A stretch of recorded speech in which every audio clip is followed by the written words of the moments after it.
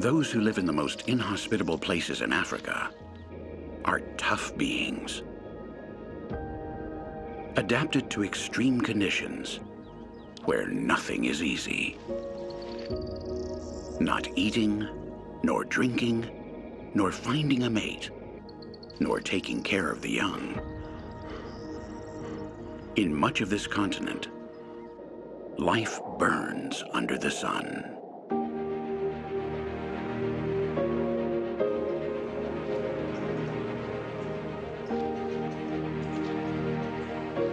Leopards live in 1,000 ecosystems. From the rainy jungles of India to the driest regions of Africa. They adapt to almost any climate, feeding on over 100 different species. Antelopes, warthogs, or simple squirrels. Leopards are powerful and fast, but not that fast, however. They hunt by stalking.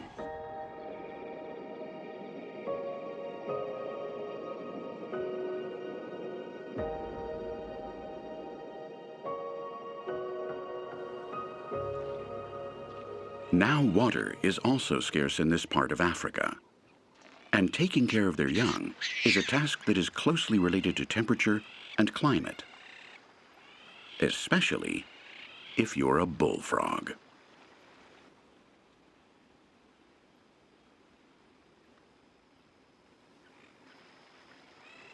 A large female can produce over 5,000 tadpoles, give or take a few.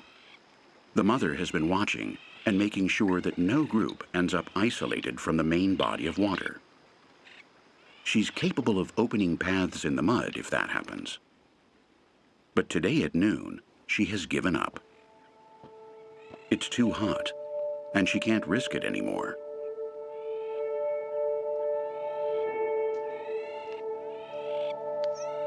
She's taken refuge in an area with vegetation about 50 meters from the water. Her offspring, these specifically, won't make it. There isn't a rain cloud in the sky, and the water is evaporating faster than normal.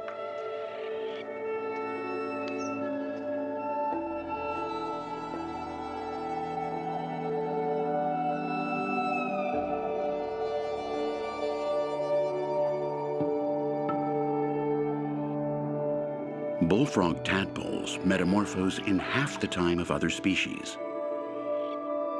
But their survival is dramatically linked to the weather, and this has been a bad year.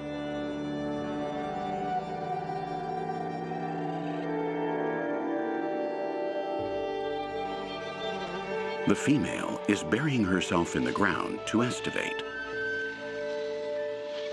until the rain or the rivers bring back the water.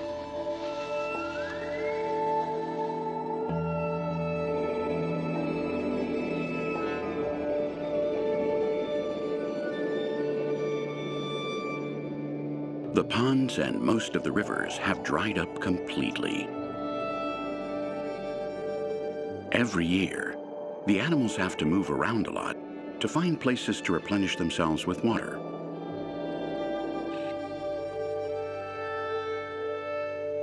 Because sleeping like a frog isn't an option for the majority.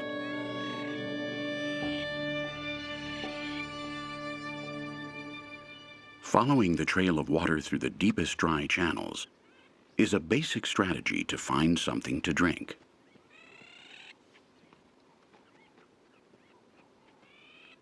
Two months ago, this stretch of the river was 4 or 5 meters deep. In the driest season, the currents that don't disappear altogether become bodies of stagnant water that are easily contaminated. According to the Bushmen, baboons are the ones who always know a secret place to drink. they know where the last puddle on the desert is. They also have a trick to drink the cleanest water by filtering it. They make small holes in the ground at the edge of the water so that the liquid passes through the soil and so is filtered.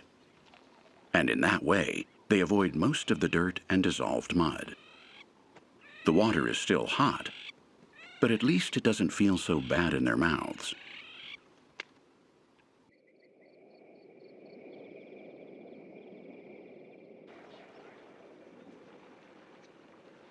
The key to not dying of thirst is to stay within a day's travel of the main channels of the largest rivers. But of course, these wetter places are also great ambushing points where predators hide to hunt.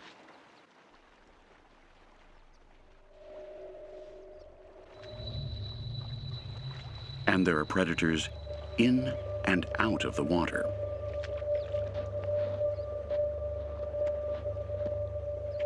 Drinking in this arid world, as well as being difficult, is a very risky business.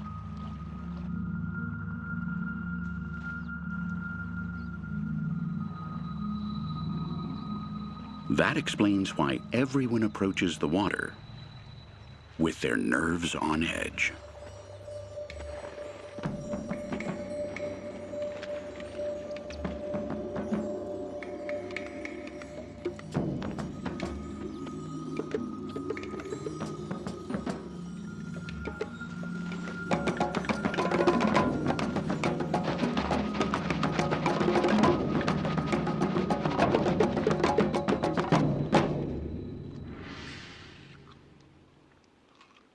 Wherever there are lions and hyenas, leopards lift their prey up into trees to prevent them from being stolen.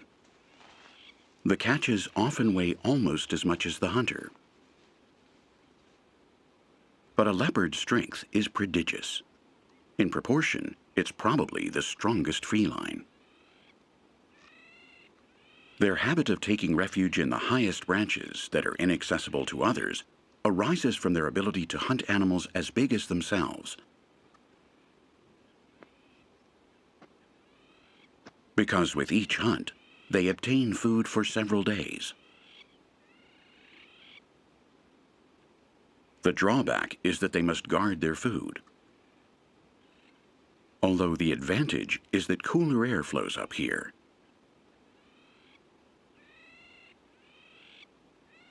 The leopard has devoured a large part of the catch, but it hasn't been able to go for a drink yet.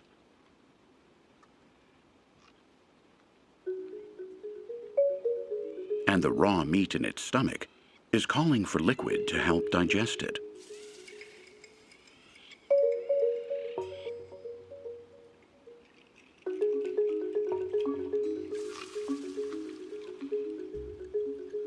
The hyenas that locate a leopard's larder remain at the foot of the tree to take advantage of whatever falls. And they prevent the leopard from getting around easily.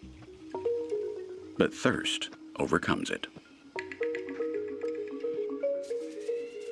It knows where there is water nearby. This is one of its favorite trees for its banquets.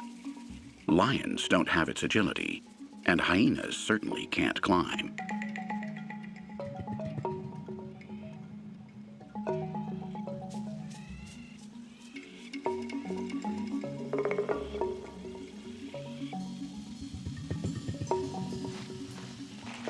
However, the presence of several carrion birds makes the leopard rethink its plan.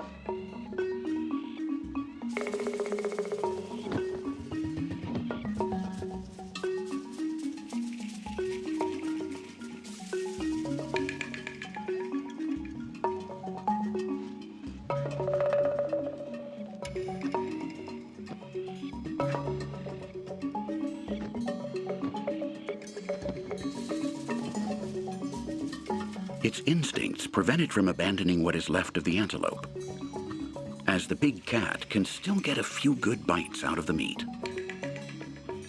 The hunter must be careful when eating the meat, as it could lose half or even all of its prey if it were to split in two.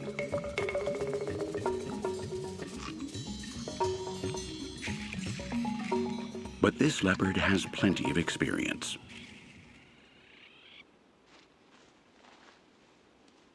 Stuffed full of food, its thirst drives it even harder, and once again it decides to go for a drink. Even for a leopard, it's not easy to hold on to this wood as it comes down. Its claws won't hold it up in that direction.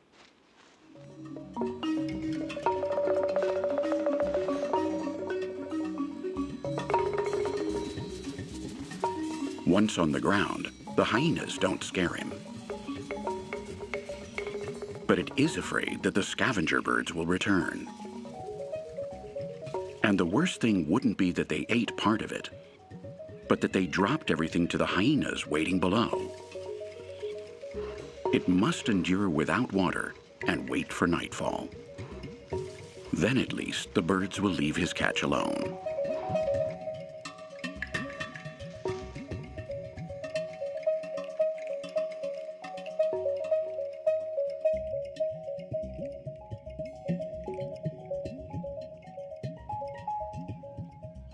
Leopards often live on the edge of the desert.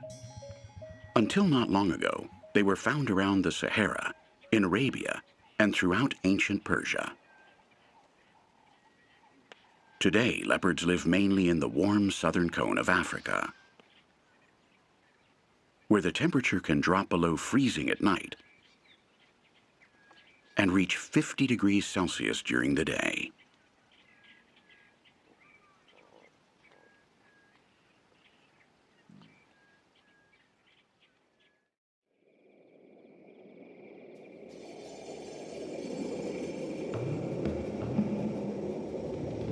This is a world which very few have managed to adapt to. The most unpopulated regions on the Earth are places with hardly any humidity. Between southern Angola and northern Namibia, near the Atlantic coast, extreme aridity makes life impossible. Or almost all life. In the Kaokoveld Desert lives an extraordinary being. A plant that is endemic to this inhospitable place. The Welwitschia mirabilis.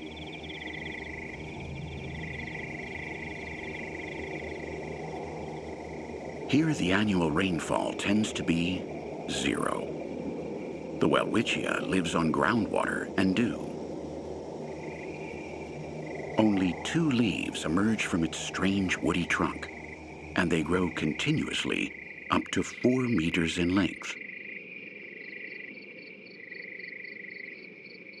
The strategy of this plant, which leads one of the hottest lives in the world, is to live slowly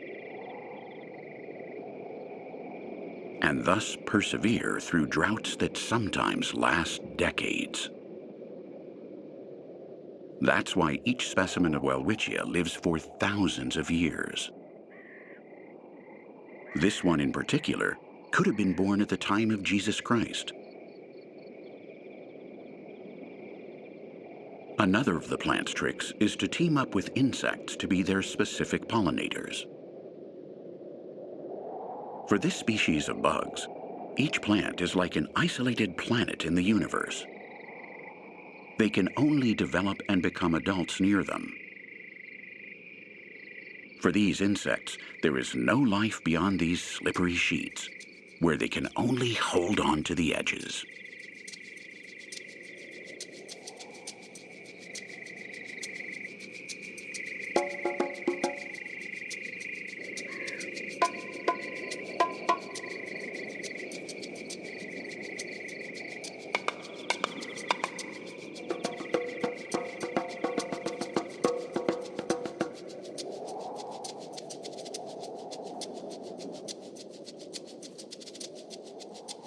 A little further south from where the Welwitschias grow, in the Dorob Desert lives another exceptional creature. A species of chameleon that is adapted to living at the foot of the dunes, where there are more beetles and insects that are its only source of energy and water.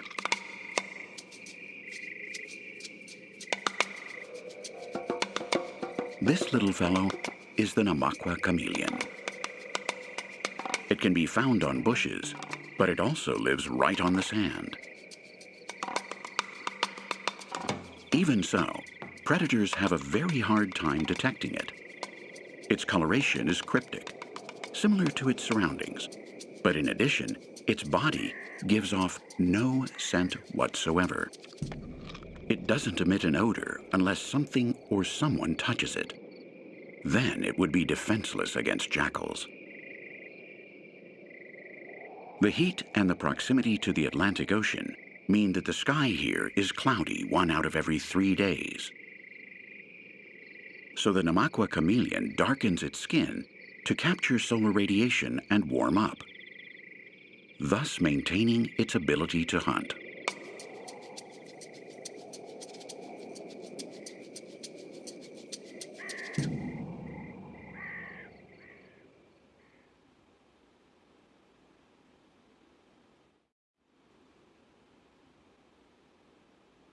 For a lone predator, sleeping during the day allows it to escape the torture of the heat. At least while sleeping, it's not aware of the physical stress caused by the high temperatures.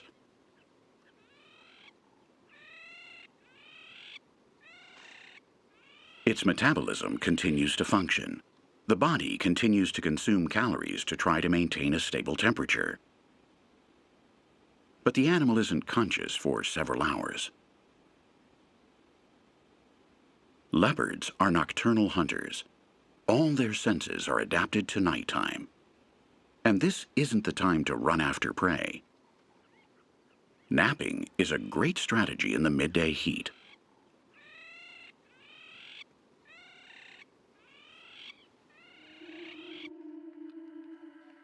This is a much longer nap, 6 to 10 months at a time. The bullfrog is one of the few amphibians to have colonized the deserts of southern Africa. It lives most of its life in this state of extreme estivation, which is like hibernation but in the summer.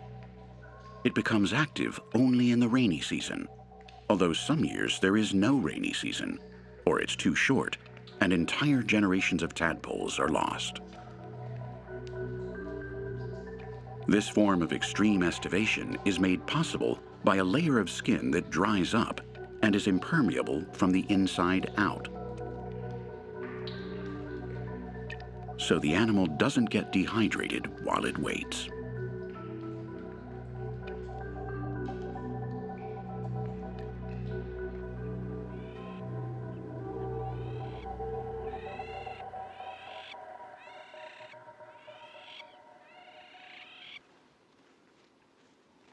After a long nap, the worst thing is to discover that there is still a long day and a lot of sun ahead. The proverbially clean character of felines sometimes has more to do with a technique to refresh itself than with an obsession with keeping their fur immaculate.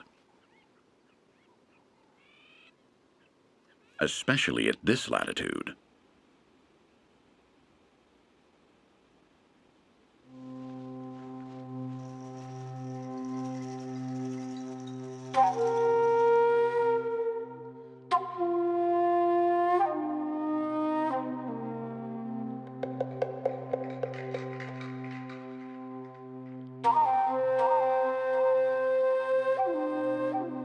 Moistening the skin with their tongue is a way to counteract cats' reduced ability to sweat.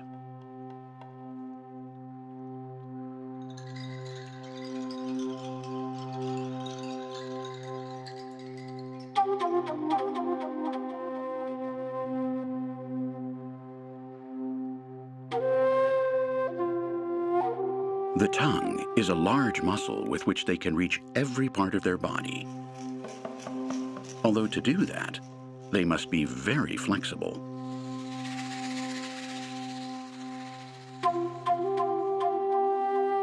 These postures are impossible for most of us.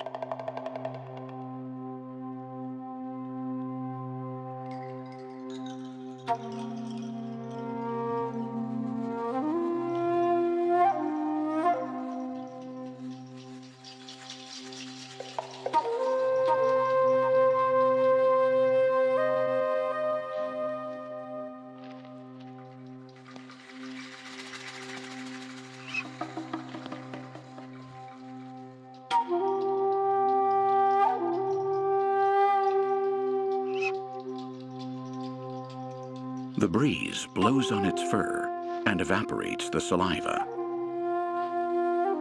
The coolness he feels relaxes him, but insects are also attracted to that humidity.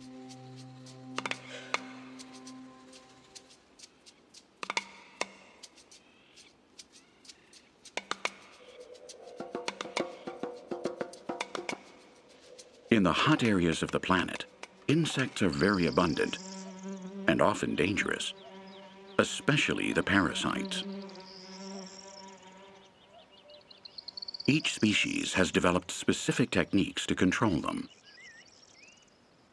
Elephants smear themselves with mud to cool off. But when the water evaporates, not only does that lower the temperature of their skin, but the parched dirt on their bodies becomes an impenetrable barrier for blood-sucking insects.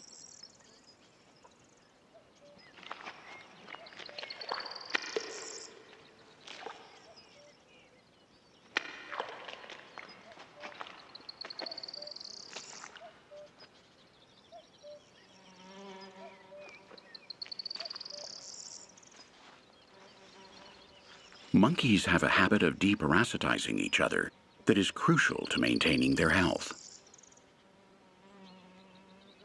This daily hygienic behavior is so basic and so frequent that among the most intelligent animals, it has acquired parallel functions to those of cleaning, such as building social relations and establishing effective ties between mothers and children, or even just friends.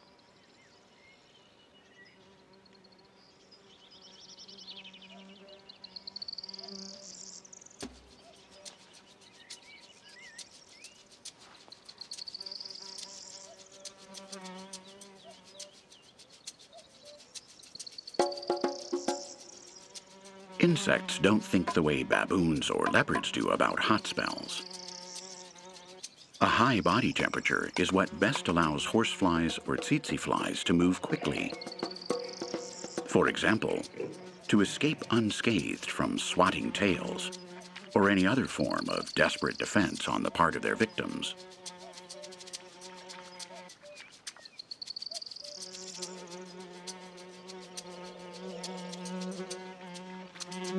Even fur-coated mammals are in a losing battle. The only thing they can do is relax and scratch afterwards.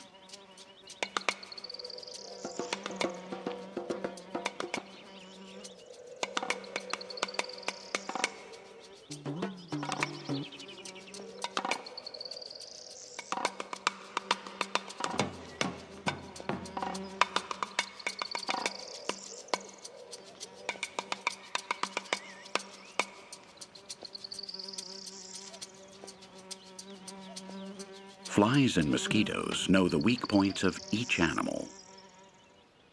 In the distant past, they even attacked the gigantic dinosaurs or the mammoths. The hair that covered the old mammoths of the Ice Age has disappeared in modern elephants. That's why today's pachyderms cover themselves with mud and then with dust to protect themselves, not only from insects, but also from the sun. These are the giants of Etosha, the tallest of all the elephants. Yet they're slender to counteract the thermal inertia of such a massive body.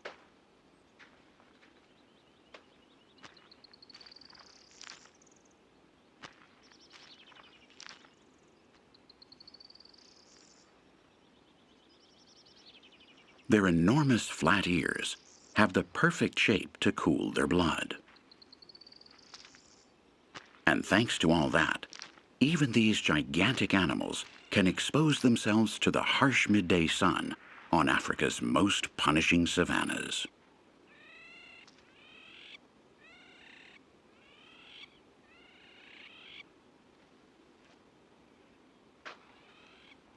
In addition, covered with whitish soil, they reflect the sun's rays better and acquire the appearance of the legendary white elephants.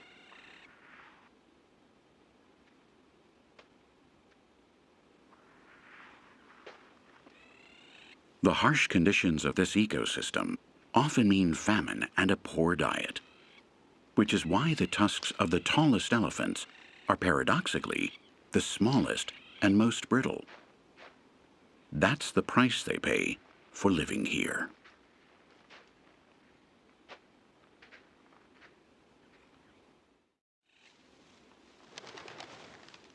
Small tusks for elephants, or immense territories for hunters. Living in different places in nature implies different costs. In areas where vegetation abounds and there is a higher density of prey, leopard territories cover an average area of between 5 and 10 square kilometers.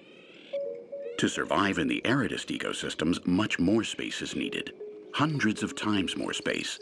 In this case, up to 2,750 square kilometers of territory.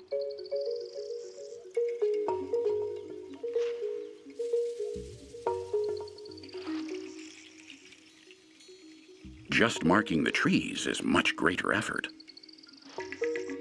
and a considerable loss of liquid.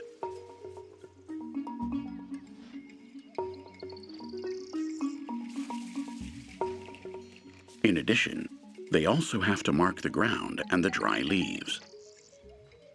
But all these signs prevent confrontations and disputes, even with their partner when they share a border, or with their own offspring when they go off on their own.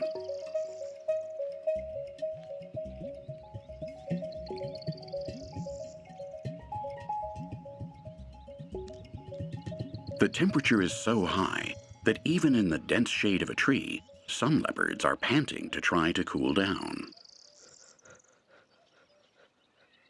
Mother and daughter face possible heat stroke. Their best option to thermoregulate themselves is to use the saliva on their tongues so that when it evaporates, it lowers the temperature of their blood. That's the problem for animals that are covered with hair but barely sweat. Leopards only sweat at very specific points on their bodies, between the pads of their paws, on their lips, and in the anal area. Cooling down is important if you're going to expend energy.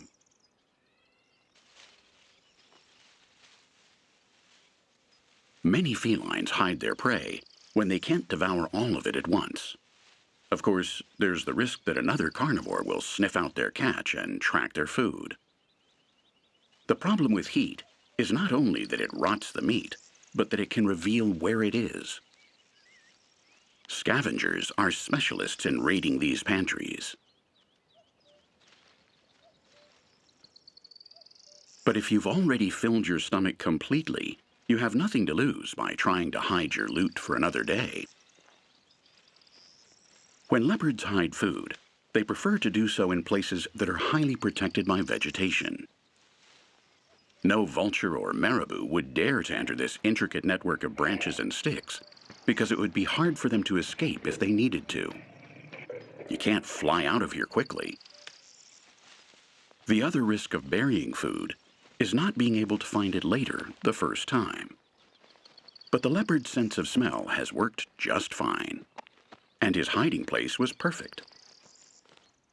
Nobody would have dared to search for it in such a tangled-up place. It looks like a trap, a perfect place for an ambush. And it also smells like leopard from afar.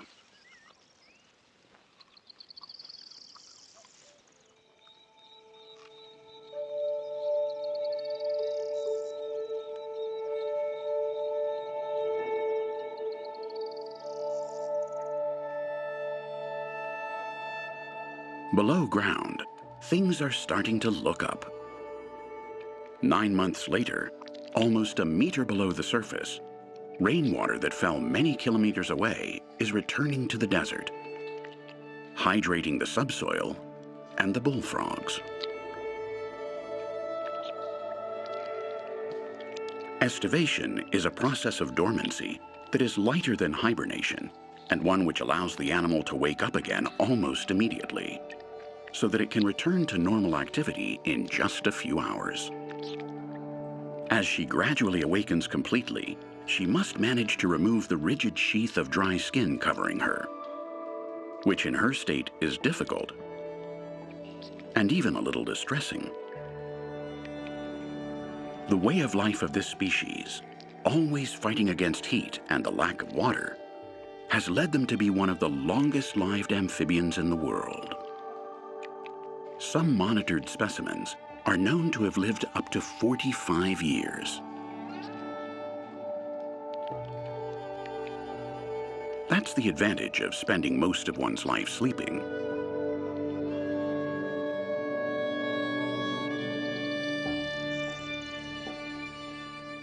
The mother leopard has made good use of the hunt from 4 or 5 days ago. She doesn't bury the remains again. What's left isn't worth it.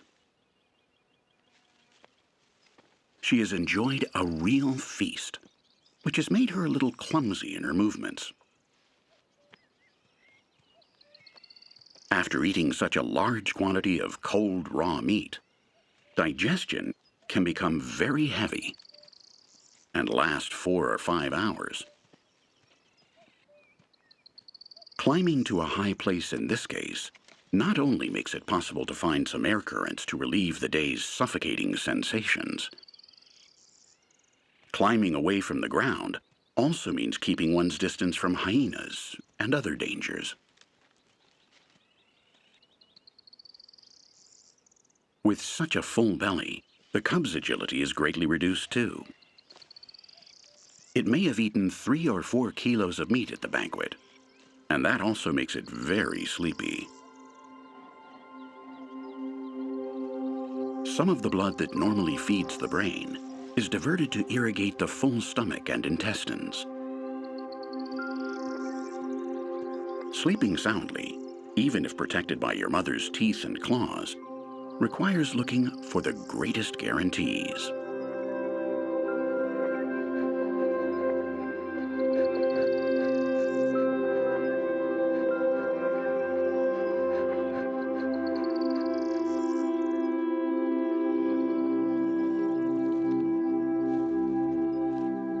It only took 2 hours for the hyenas to discover where the abandoned remains of the antelope had been dug up. They won't leave even the bones. Their specialty is taking advantage of what others can't. The mother leopard wasn't going to eat any more of the offal from her hunt, but she doesn't like hyenas. They woke her up from her nap and digesting, and she wants them to get away from her cub. Hyenas and leopards live in constant conflict, stealing prey, competing in the same territories, and killing each other if they can.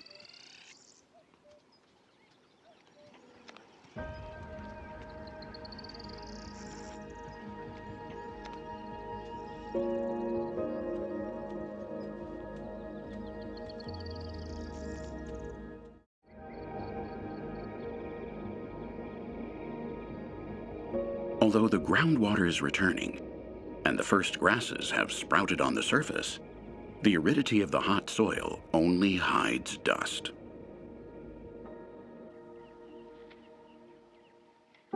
For the baboons, it might be a problem if it got in their eyes or nose.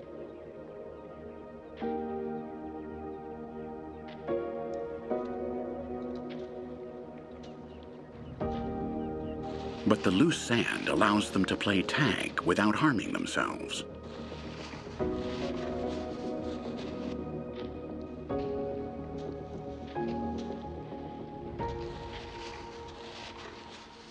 Playing affirms group ties, as well as being a training tactic and a way to release tension.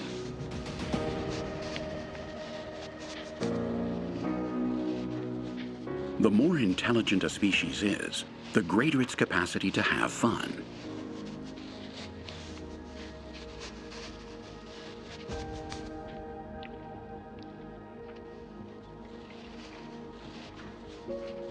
But in nature, everything comes at a price.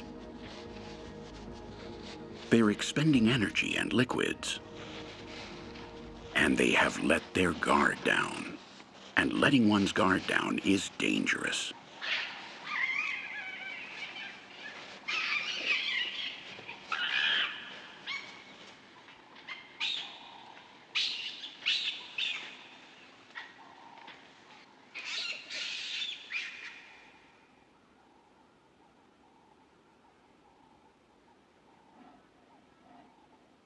A dead baboon in the branches of a leopard's favorite tree can only mean that the cat went hunting, but isn't hungry yet, or has reserved the catch for its young.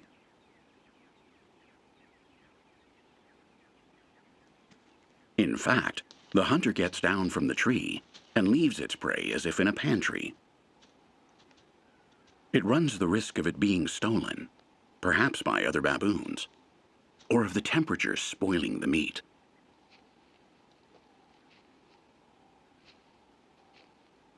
Summer is over, but it's still hot.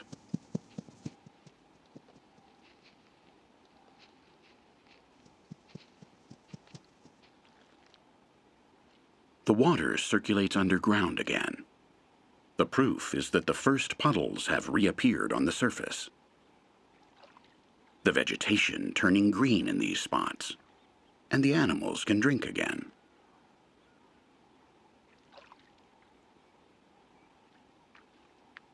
Vultures use their powerful color vision both to find carcasses and to locate where they can get water.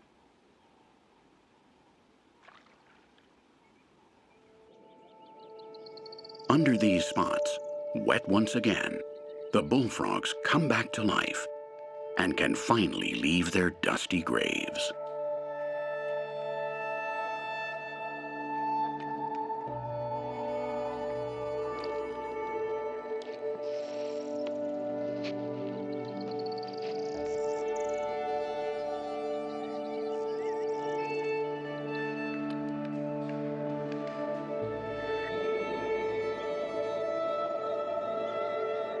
It's not common to see leopards eating on the ground. A short time ago, they were up in their tree, just above where they are now. But the prey has fallen out of the tree. The cub must have jostled it. It's a dead baboon, and it's quite decomposed. Nevertheless, they strangely seem to enjoy the smelly feast that they're sharing with countless flies. It looks more like a harvest of carrion than a recent hunt. Considering the state of preservation of the tissues, it looks like the monkey has been dead for several days. And leopards aren't scavengers.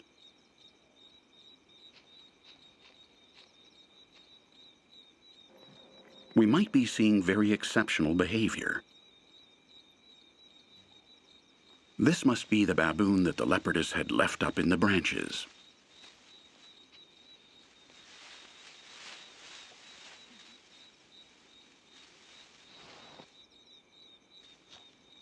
And the strong smell is attracting the hyenas. Up in her tree, they will be safe.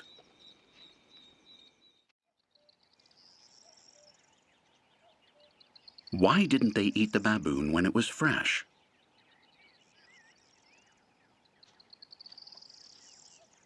Clearly, they've been waiting. Waiting for the prey to dry out? The season's tremendous heat may facilitate a curious way of curing meat. Dried meat. Perhaps it's tenderer, tastier, more digestible. They're very careful not to break the skin on the belly because the smell would be unbearable, and the digestive juices and bacteria would damage the muscles on the arms and legs, which is all they want.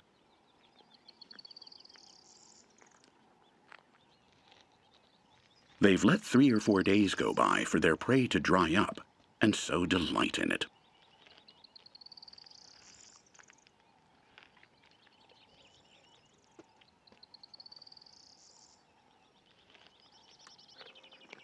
It's clear that they could have eaten their victim in a few minutes when it was fresh. If they have waited, it must be for some reason.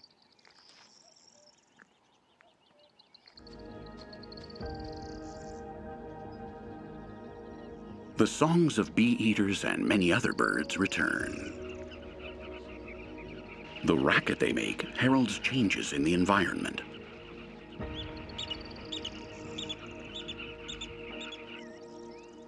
The heat is no longer so suffocating, at least not all day long. The animals can be more active for longer.